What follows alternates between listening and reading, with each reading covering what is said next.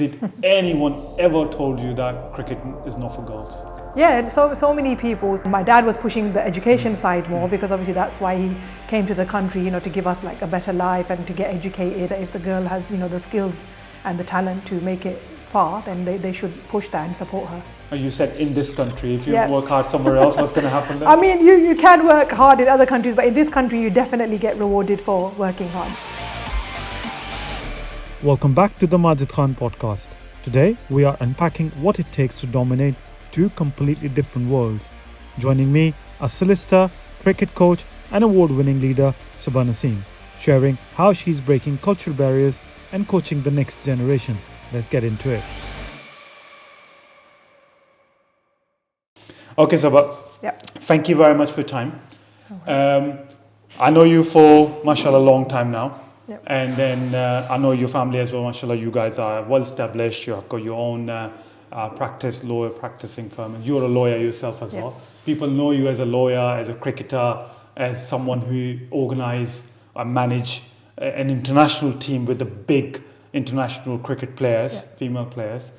But I want to understand that before you got here, what was going on behind that, kind of like behind the scenes. Yeah. So just want to understand, you were born in Pakistan, moved to this country with your parents, and your dad is, mashallah, a very educated person. Yeah. He established his own law firm. Yeah. So how did that cricket get into it? Well, I think cricket is just, being Pakistani, we used to watch cricket matches, the Sharjah Cups at home with the family. It was just like a whole family get-together thing. Mm-hmm. So cricket was just basically running in our bloods, I think, from birth, really. My mum and dad, they were really, big into sports as well in Pakistan. And then when they came here as well, I think but cricket was the main sport that we just watched. I think, which is probably true for most, South Asian families. So yeah, we just got into it, watched it from there, played in the back garden with my brother with a tennis ball wrapped up in tape so that, we wouldn't, break the windows by playing with a real cricket ball.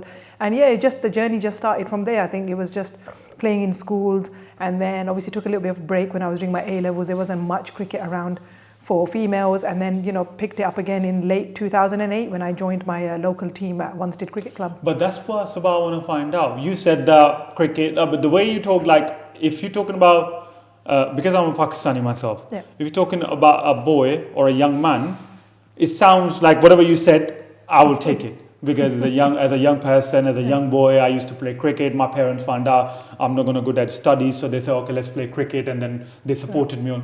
But you are a Pakistani girl, South Asian Pakistani girl, who moved from Pakistan to here. How difficult or how easy? I guess it can't be that easy. But how is it as a girl? You're telling your parents or people around you, your relatives, your cousins and stuff, that you are into cricket and you want to play cricket? It's actually quite funny because normally parents, it would normally be the father who says to the son, like, oh, come on son, let's go play cricket. But in my household, it was different. It was actually my mum who was the sporty one, and she always wanted me to make it big in a sport, obviously along with the education. So I guess I had a head start in that sort of sense, in that my mum was the one who pushed me, and my dad was pushing the education side more because obviously that's why he came to the country, to give us a better life and to get educated and have the opportunities that we probably wouldn't have had if we had lived back home. But it was my mum who pushed me into sports and said, join the cricket clubs, join the football clubs, play volleyball, badminton, play all the sports. So I was lucky in the school that I went to. It was quite heavily an Asian secondary school as well, and that's where I joined. At lunchtime I joined all the different sports. But yeah, so I think I was quite lucky in that sense that it was my mum's, the female influence in my family, that pushed me into sport. And what about your dad? How you used to react? Yeah, he used to love it. He used to be like, as long as you're doing your better, if you're doing your education as well alongside, then the sport is not a problem. So there was a condition there. So there was a little bit of a condition. It wasn't pure just play sports and then not focus on your studies. So there was an element from both parents. So I think that's what made me the well-rounded individual that I am today. That is amazing, isn't it? Yeah. Our parents always push us become a doctor, engineer, lawyer, all that stuff. Yeah. But I used to feel like this is not great, or let the child do whatever they want to do. But nowadays I feel like I think it's a good thing. Yeah. Like in your case, you wanted to play cricket. Yeah. You become a cricketer and you're doing really well in cricket. Yeah. You're ECB coach as well, certified coach, and you're managing an international team, and at the same time you're a lawyer as well. Exactly. Yeah. So what do you think about that? That worked really well. Yeah, I think that's the sort of the stigma and stuff around the women playing sports, that if a girl goes into sports, she won't focus on her studies. But I think women and girls in general are just so evenly balanced that they can actually multitask, and it sets you up for life as well. When you do your work, when you do sports, when you become a mother, when you're like a sister, when you're like, all these things, women, I think they're just multi-talented, really, not to like big up women, but we just focus on everything. And I think pushing it definitely comes from the parents' influence when you're at a young age and you're unsure what to do. So, I had both, I did my revision and, for my exams on a Monday, but I was also allowed to play cricket on a Sunday. So that in a way taught me how to balance things as well. So it wasn't just I have to just play sports and I have to not revise for my exams, or I just have to revise for exams and basically have no life outside of that. I did both, and I managed to manage both of them quite well as well. Like I put time aside for playing sport, and I put time aside, and I think that's why you can become successful in a lot of things if you time manage well. Yeah, of course. And be honest with me, did anyone ever told you that cricket is not for girls? Yeah, so many people, not just Asian uncles and aunties like, oh, you're a girl and you're playing cricket. Because bear in mind, I'm quite old now. This was probably 20, 25 years ago when I first started playing as like a young 10-year-old or 11-year-old. But obviously there were things there. But as long as my parents were happy with my decision, I thought, like, why should I have to listen to these guys? If my parents are guiding me correctly and Islamically and culturally and religiously, then if I'm not doing anything wrong, then why not? So women can play sports as well. So the thing is, you were young that time when people were younger that time, and then people were telling you that it's supposed to not for cricket, and people pass these comments. How you used to react? Like now you're a wise person, but that time how you used to react? Did you go to parents and tell them, or what they used to say, or you used to take it personally? Did it help you in a certain way as well? Though I want to make them feel, I want to make them wrong. I want to make sure that they feel like they were wrong when they were telling me that cricket is not for girls. Yeah, I mean, there was an element. I mean, when you're a teenager, you're quite naive and you're quite like, you listen to people around you. So there was an element of, oh, they told me that, oh, you're a girl, why are you not playing? And I did discuss it with my parents, and they were like, no, beta, it's fine. Like, if you're playing sports, it's fine. As long as you're doing your education and that's not getting affected as well, you can do both and see whichever one you're more successful at, and you can just carry on doing that. So yeah, there was an element when you're a teenager that you want to prove the people wrong. But do you think some of the South Asian girls, Pakistani girls, even in this country, are they facing barriers still in this day and age we are in? Yeah, so when I started coaching about sort of 15, 16 years ago, there were so many girls that wanted to play cricket, that had a passion to play a sport, but they would say that their parents would say, no, you have to go to your revision class, or you have to do your revision for your exams, or your GCSEs are coming up, so you can't do it. So then it's all about talking to the parents as well on the sideline and saying, like, what are the barriers that you're facing, and like, why are you facing these barriers? And I think it helped in the fact that when I ran my cricket coaching session for girls only, that the parents saw that there was a female leading it rather than like obviously a man. In most like sports you find that there's obviously obviously that has changed a lot now, and there's a lot of females, and they were like, okay, so do you do this full time? And I was like, no, actually I don't, I'm a solicitor. Like, that's my full-time job, and I do this because I have a passion for the sport and I want to grow the sport. So then I think slowly it was like changing the mindset of the parents that, look, there's a female role model here who was coaching cricket, and she's done her education, and she's done like, different degrees and stuff. So, why can't my daughter do it? So I think it's important to have that role model there for them. If you don't see it, you don't believe it. That's right. And then it should look like you as well. Exactly. That's where the people... And do you know this Scottish cricketer, Ibtihaj Muhammad? No, what's her name? Abdaham Maksud. Abdaham Maksud. Yes, the one who wears a hijab. Exactly. Yes. She is a dentist and a cricketer as well. Exactly. So meaning it's possible that I think most, you have done it, and then most women cricketers, if you actually ask them, they actually already have a job, and then they're playing cricket alongside. There's not many, especially from the South Asian community. It's till now because if you ask them what they actually studied at uni, it will be completely different to something sports related. So most of them are like doctors. I know so many doctors. I know so many physiotherapists. I know so many lawyers that are playing cricket as well, whether at the professional level or at the grassroots level. But they've always got a job on the side, and then they're also doing the cricket part as well. Meaning they're doing double the job. That is harder the work. Like you need to do the both. Exactly. But if it's possible, and this is happening right now, I think we need more role models like yourself and then this girl, Maksud. We need a bit more. Definitely, yeah. And there was some Pakistani cricketer as well. She is a former cricketer. She was a dentist. I was listening somewhere on social media. I can't remember the name now. She was a dentist and she was a cricketer, and now she's a commentator now as well. Oh, okay. So, which is a good thing. Yeah, definitely. So, now, do you think still Pakistani parents accidentally hold their daughters back? Is this still the case? I think it's changing a lot right now. The more representation we're seeing, in the media of women cricketers at county level, professional levels, domestic level, and hopefully at the international level as well, in like the England teams and just more women's cricket on the TV. I think it's changing the perception a lot. But when I first started and I spoke to parents, there was quite a big barrier that the girls shouldn't play sport and that girls shouldn't, they should just focus on their education and sport is not for them. But now seeing more women in the media in different roles related to sport, it's definitely helped change the mindset of our parents. Is it happening, the Pakistani community or South Asian community here in this country or in Pakistan as well? How do you, because you frequently travel Pakistan, and you were about to manage a team in Pakistan Women's League as well, but never happened.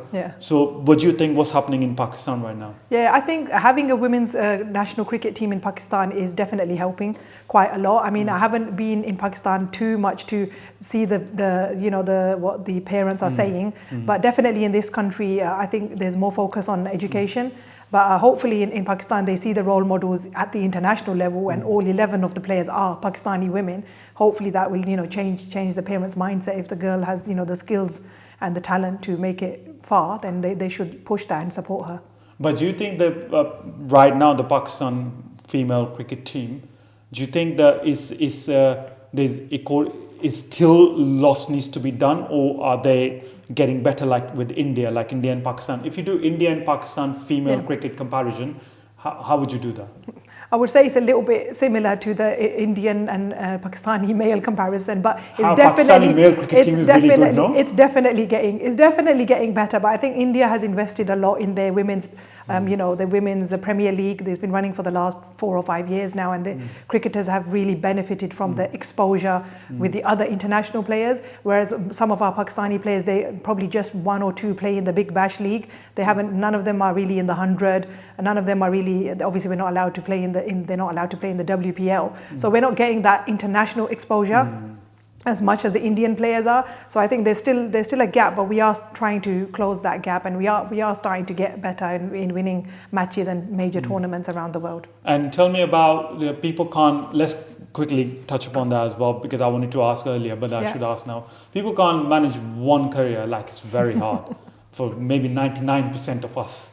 Yeah. How did you manage to do? You're a solicitor as well. Yeah. So we talked about it earlier, but then how did you manage to do both? I mean, like I said before, the parent support was quite helpful, and the law firm, it's my parents' law firm, it's my dad's law firm, so it helped that when he understood when I had to go away for cricket matches, or if I had to go during my lunch breaks to coach a cricket school, which is where I basically built up my coaching career. So I think it really helped with the support of them and the support of the coaches at my club who pushed me to do the level 2 course, and then the Essex County Cricket Board and Chance to Shine, which was a cricket charity in this country, who set up that project for me to help me to do that. But I think it's just time management.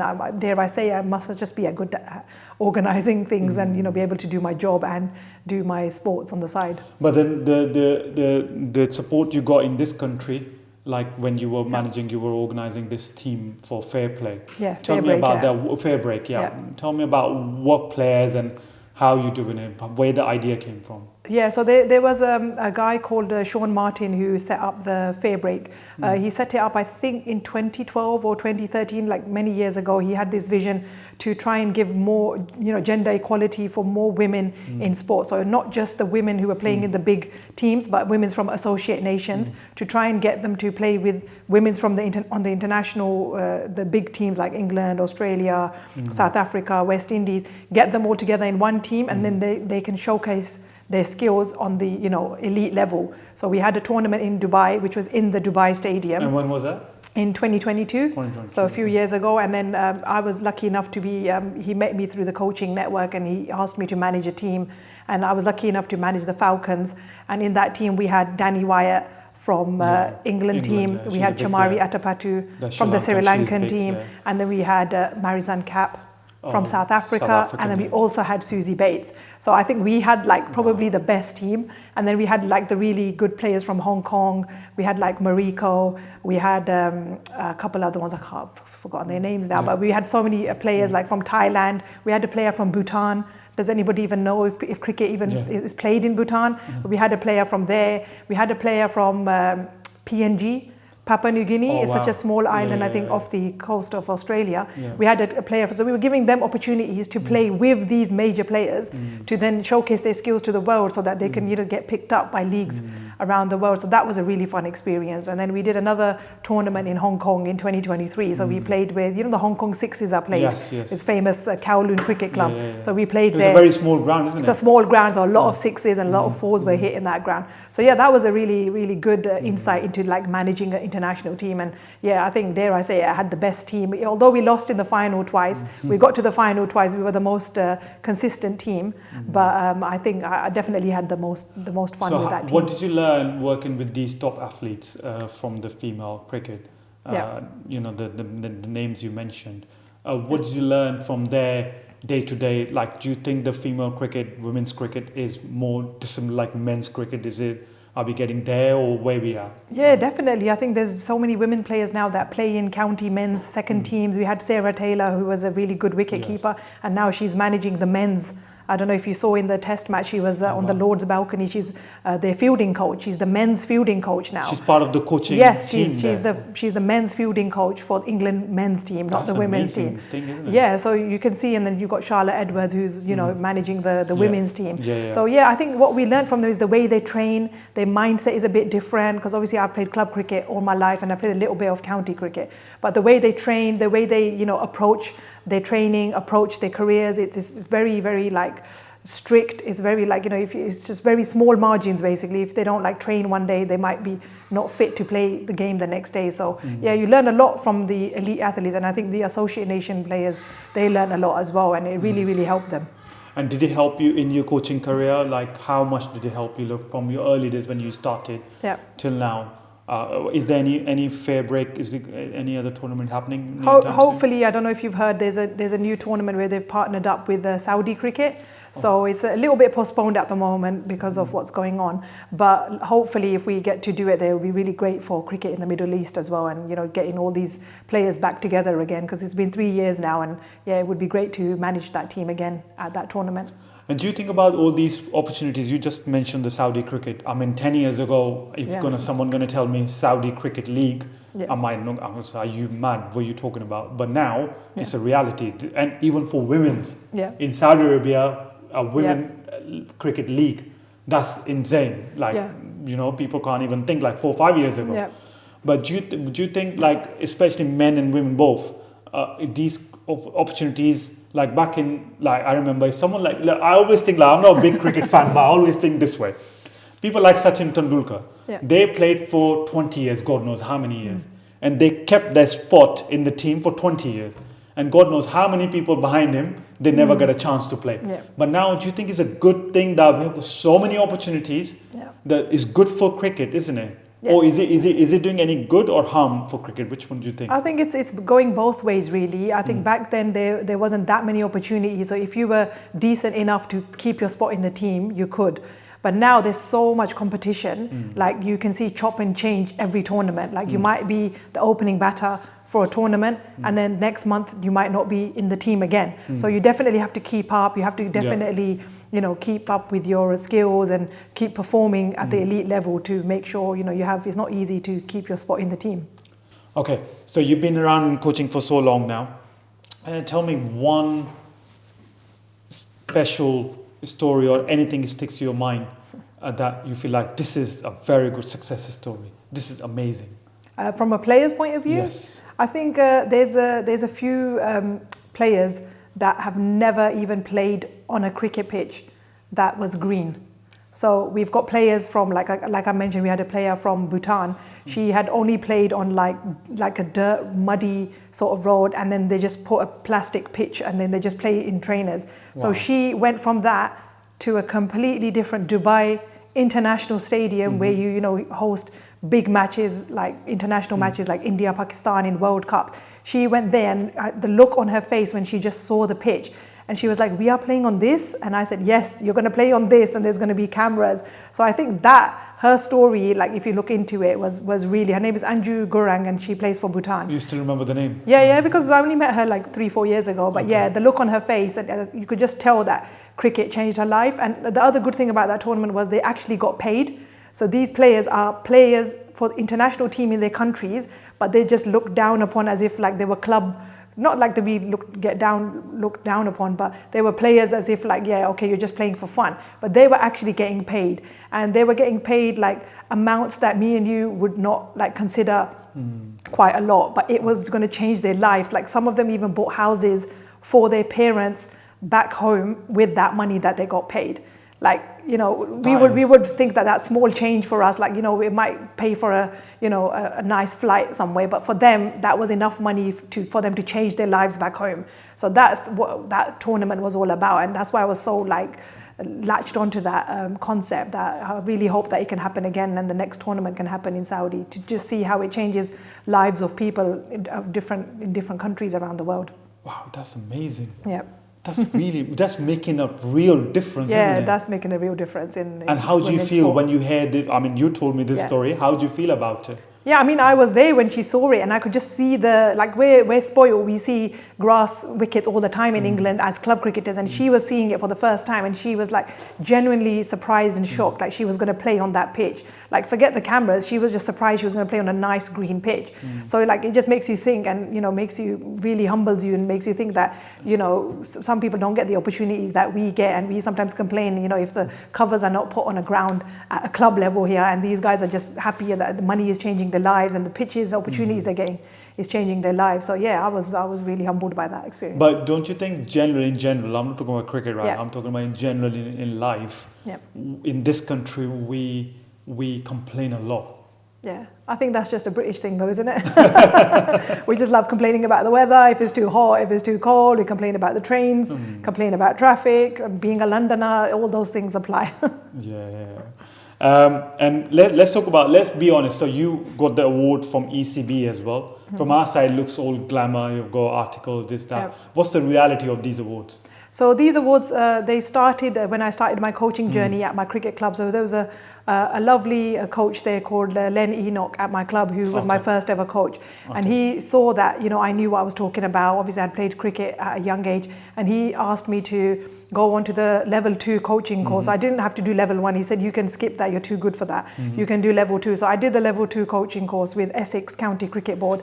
And then from there, we partnered up with Chance to Shine, which I mentioned before, is a cricket charity which is trying to get street cricket back on the map, and, you know, just get opportunities for children around the country to get cricket back into the state schools, and get kids teaching, you know, get the ball taped up so they can play cricket with minimal equipment, because cricket can be quite expensive.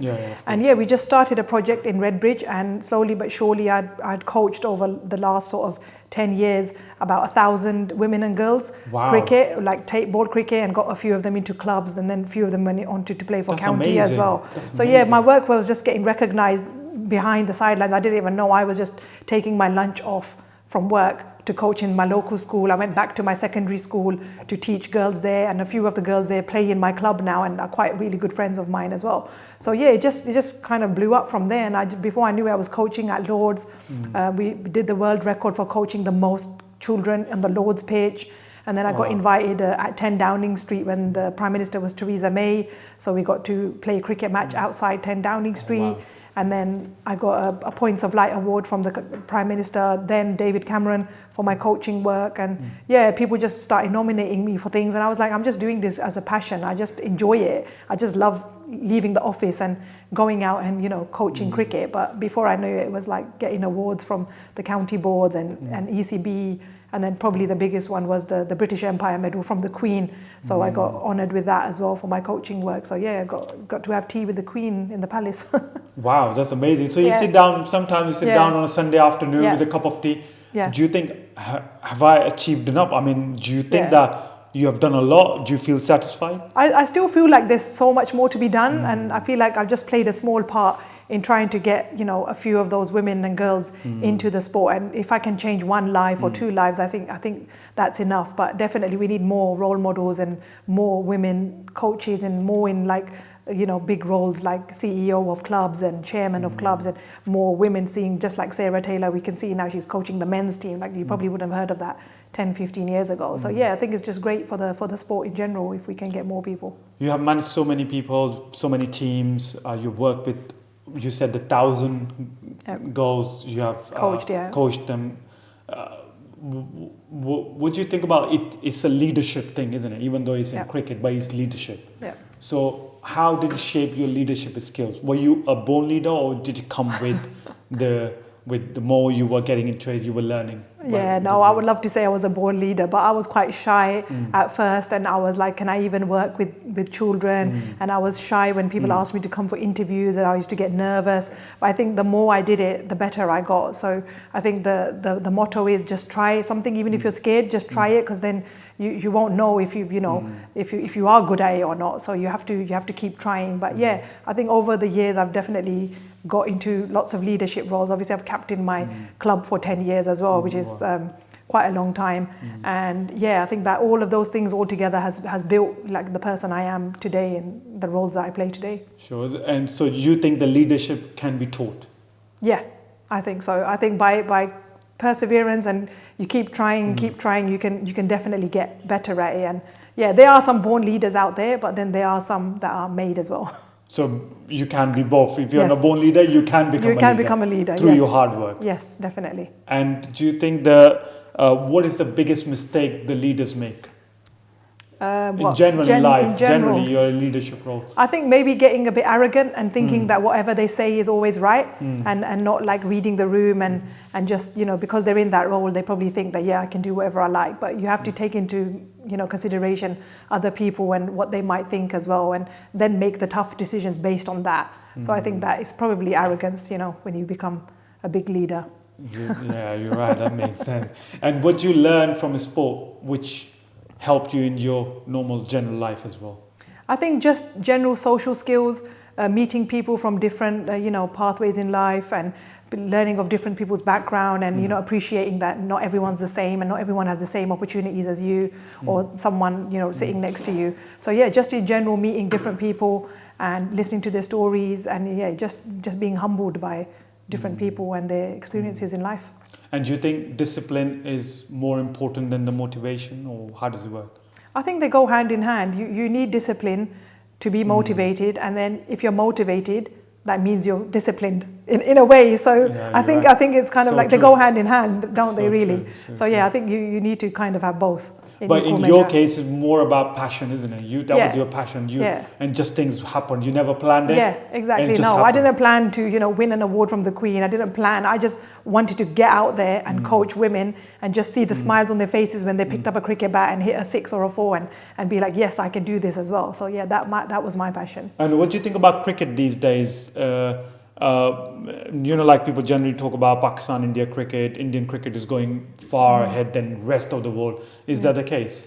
Yeah, they've definitely improved quite a lot, and they are kind of leaving the rest of the world behind. Like, for example, Bhutan. We talked about Bhutan. If Bhutan has got so many talented players, and if they don't have money, they still can't get anywhere near. Yeah, unfortunately, that is the way the world is right now, and it's very difficult to break through that. But I like to think and live in hope that there are countries are going to get together and save the sport, not just cricket, any other sport as well, and hopefully give opportunities to everyone. So you created lots of opportunities for so many players over the years. And I'm thinking, I asked you about this earlier as well. Opportunities, cricket has become so much like professionalism into cricket now. People are getting paid good money. So would you think and I asked you, is it a good thing or a bad thing? In my opinion, I feel like it's kind of like as we talked about just now, that India is taking over all different leagues. Like they have got South African Cricket League now. Yeah. Almost every franchise owned by Indians. Yeah. ECB, just 100 this thing happened last year as well. UAE, America. So I feel like this is not making any good for the world of cricket. It's become like monopolized just one country. Is it a good thing or a bad thing? Is the cricket going in a good way or a bad way? I think you can look at it both ways. The people who are benefiting from the opportunities, like the women's salaries have almost doubled, the men's salaries have increased, and there's more opportunities for women to make money from sport. If you look at it from that side, it's absolutely perfect. But if you look at the bigger picture, you're right. They are they are monopolizing cricket, and it is starting to filter through, and there's nations that are going to suffer now. Like some certain nations are not allowed to play their players in the biggest league. Mainly Pakistani players exactly. So we've suffered from that, but obviously we've got our own league, which we have tried to make and give opportunities, but it's nowhere near as good as the IPO, the way the money it brings in, the opportunities it gives, and they've probably got 5 teams ready to take over the main international team. Like when their main players leave, if you look at the IPO and look at the talent that they have there, we have the talent too, but we don't nurture it properly, I think. But they have the talent, and they see that talent, and they actually go and help that talent to get further. So like if this India team just suddenly left, they have another 11 who are probably equally as good, which is why they've dominated cricket for quite a long time now. Like you never see them lose a game because one of their players has not performed, another player performs instead. So if the opening batter doesn't perform, the second one does. But if the second and 2 and 3 don't, 4 and 5 or 6 will. Whereas in our team, one domino gone, all the rest team is gone, and before you know it, the match is over. There's balls left, and our team hasn't. But yeah, it's a bit of a joke really, and it hurts to see, as a Pakistani, to see that team. But we want to see that team that we had, that fire and energy that we had back in the 90s and the early 2000s. But hopefully it will come back soon. But do you think, do you see any leader in Pakistan cricket now? Because Imran Khan, and then after that Wasim Akram, and then we have got even Shahid Yunus Khan was a true leader, and Shahid Afridi, I feel like he had some leadership qualities there as well. After that is nothing there. It's a bit difficult. They all just seem a bit immature. It's always what do I want, and what do my mates want, and if I'm not in the team, my mate's not in the team, going on behind the scenes. But I don't know. Hopefully there's a way forward, and I don't know, maybe I should manage the Pakistan men's team, and maybe that might, improve their skills. Well, if you get a chance, if you get a chance to manage Pakistan male cricket team, what will be the first thing you will do? I will ask them for a very high pay rise. No, I think we just need to look at the domestic structure, and we need to give opportunity to the players that are actually performing, like how they do in county cricket here. Like someone who's performing, he gets to open the batting for England. We need to give players an opportunity. We can't have players that performed in the Champions Trophy in 2017, 10 years later still in the team because they won us one game. You need to keep continuing to feed new players in with experience, and you need to keep carrying on the team, and not just at the international level. That's how it happens at county cricket level and club level. I mean, if a player is not performing, you move them from their position, or if you've got another player who's ready to take the position, you have to be confident to make that change. You can't be scared. Of course, and that's why I was wanting to ask, because you have seen the cricket structure in this country very closely. You've been part of Essex County for a long time as well, so you understand the cricket, how cricket works here, and you have got an idea about Pakistan as well. So as I asked you, what's the first thing you want to do, and I'm going to ask you now, what's the one thing Pakistan cricket can learn from the structure ECB have got in this country? I think it's about giving the opportunities to the players that are actually performing at the domestic level. Like a player who has performed for the last year, has got the most runs on whatever surface they played on, they should be given an opportunity, rather than recycling the same old players again and again and hoping for the same results.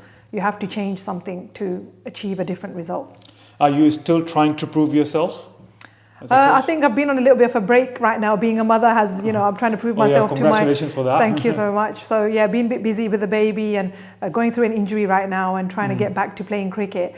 But I hope, I can get back to playing cricket, back to coaching and start the next generation. And she's already got a cricket bat and a ball in her hand. That's brilliant. She can hit a ball at age 2. So hopefully, my next few years are, focusing on her and you know, others like her at her age, and trying to get them up and trying to get the next British Pakistani player playing for England women. That'd be brilliant. We haven't had that yet. yeah, that's going to be the first. And The good thing is she can learn leadership from you as well, because as a coach, and she can learn cricket. I mean, you're a cricketer anyway, so that'll be amazing. Yeah, that'll be very, very good. So is that I want you to talk to you about legacy. Is that the legacy you want to leave behind? What do you want to leave behind from whatever the amazing work you have done? Just that, you know, for girls to be inspired and not to be afraid to try something if they really have a passion for it and a talent for it, to try it, not to be scared of failure, because you don't know if you're going to fail if you don't try. You've definitely failed if you haven't tried. So you need to try and, you know, go in there with confidence and believe in yourself. And, you know, who knows, you might be the next, you know, opening batter for England or opening bowler for England women's team. That's brilliant. And then before we try to wrap it up, I want you to speak specifically about your mom and dad. They are amazing people. What I've been listening from you, that is amazing what the work they've been doing. अपने dad के बारे में उर्दू में कुछ बताएं कि आपको उनकी सबसे अच्छी चीज़ क्या लगती है? I think अब्बू के जो सबसे ज़्यादा है कि he came in this country as a student to study. He got work as a solicitor, as a paralegal, and then he built his own firm. Sorry, I'm speaking in English again. वो अपनी firm को start किया था उन्हें late 90s में, and उन्हें बहुत ज़्यादा यानी कि लोगों की help की है, काफ़ी लोगों immigration की advice दी है, done a lot of work pro bono for clients, and you know in the community he's very well known. और you know the way जैसे उन्हें अपनी firm build किया है और हम सबको यानी कि एजुकेशन में भी डाला है, स्पोर्ट्स में भी डाला है, तो सबको ना वेल राउंडेड इंडिविजुअल सबको हमको बनाया है. तो अम्मी भी सेम ही है, वो she is the basically the driving force behind our family. वो कोई भी डिसीजन अम्मी के बगैर नहीं होती. अब वो कह भी दें तो अम्मी से अप्रूवल, सील ऑफ अप्रूवल लेना पड़ता है. तो अम्मी ने भी हम सबको पुश किया. तो अम्मी भी काफ़ी चैरिटेबल वर्क करती हैं पाकिस्तान में. उनका अपना हॉस्पिटल है. उनका अपना हॉस्पिटल हमने बनाया उधर लाहौर में, पैरागॉन सिटी में. तो उधर वो हम हेल्प करते हैं ऑब्वियसली मरीज़ों को जो नहीं अफोर्ड कर सकते ट्रीटमेंट. तो हम फिर एक हमारी साइड आर्म है जिसको चैरिटी उनको सपोर्ट करती है, जो हमारी फ्रेंड्स और फैमिली उसमें पैसे डालते हैं. तो फिर हम उन लोगों की हेल्प करते हैं जो obviously Khan afford health treatment afford नहीं कर सकते. तो ये मेरे पेरेंट्स को बस I salute them for making me the person I am today, me and my siblings. Of course, with their hard work and determination, and if they hadn't come to this country, and we wouldn't have got the opportunities that we have now. Yeah, alhamdulillah, that's great. And then before, I just wanted to touch upon your day job as well as a solicitor. Yeah. You work with your dad in his firm.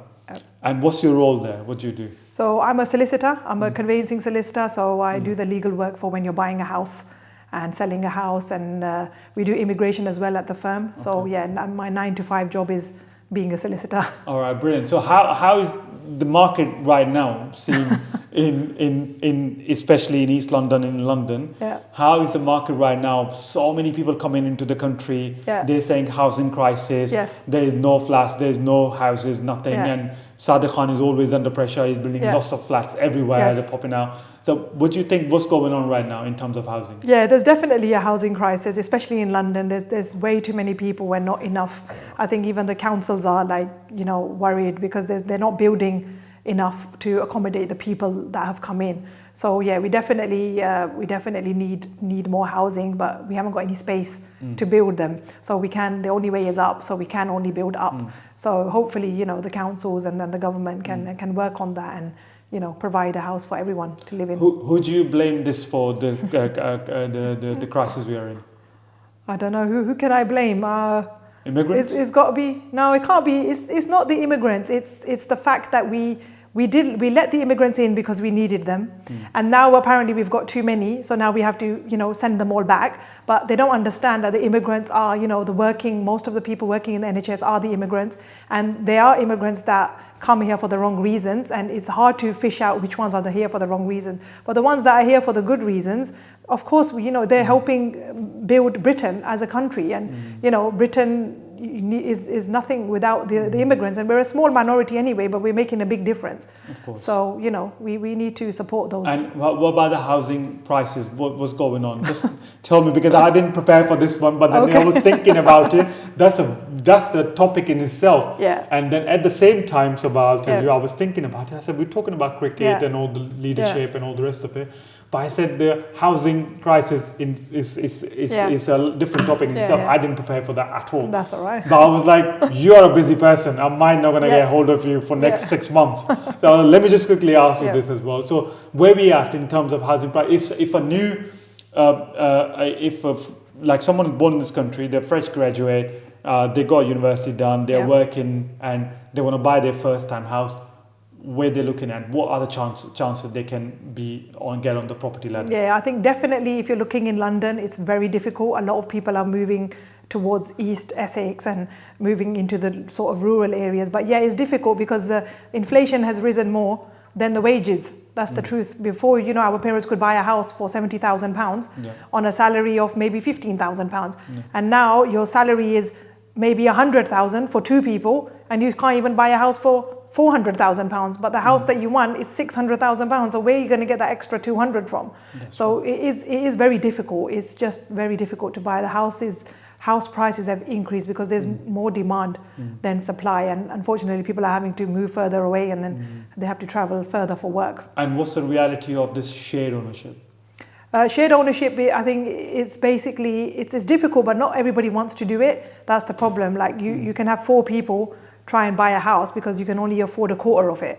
So then, but do you want to live in a house with 4 other people? Like if that's your family home, you don't want that, do you? So yeah, it's difficult to do that. But then the one they do, I'm asking about the one they do with the council. The council keeps a part of 50% and you buy 50%. Are you talking about like right to buys? Right to buy, shared ownership. You live in, the council gives you a house, you live in it, and then after 5 years or 10 years, they give you the right to buy it at a discounted price. Oh no, that's a different thing. Okay. That's a different thing. But I was talking about the shared ownership. They're making all these new flats and stuff, and then to get council keeps like 50% of it or 60%, and you buy 40%. And then you buy the 40%, and you pay your rent on 60%, and then that's a more affordable way for people to do it. But I know definitely from our South Asian community, they don't like buying in flats. They want a house, chato na chahiye over your head, and the ground should be yours. That typical mentality that, you don't want someone living above or below you. You want your own house, you want your own garden. So definitely in our South Asian community, I think people don't like buying flats. So they'll rather stay with their parents until they can afford to move out. And what about all these young couple, for example, moved from Pakistan to here, and they're looking for what's their best bet, how they can get onto the property ladder? So you just have to save your money really, and you have to rent out, unfortunately, until you can afford to buy a house. And nowadays you need 2 people's salary to afford a house in a decent location, and sometimes it's not enough depending on the price. So imagine, let's finish it off the whole thing. Imagine 14-year-old British Pakistani girl watching right now. What you have got to say to her?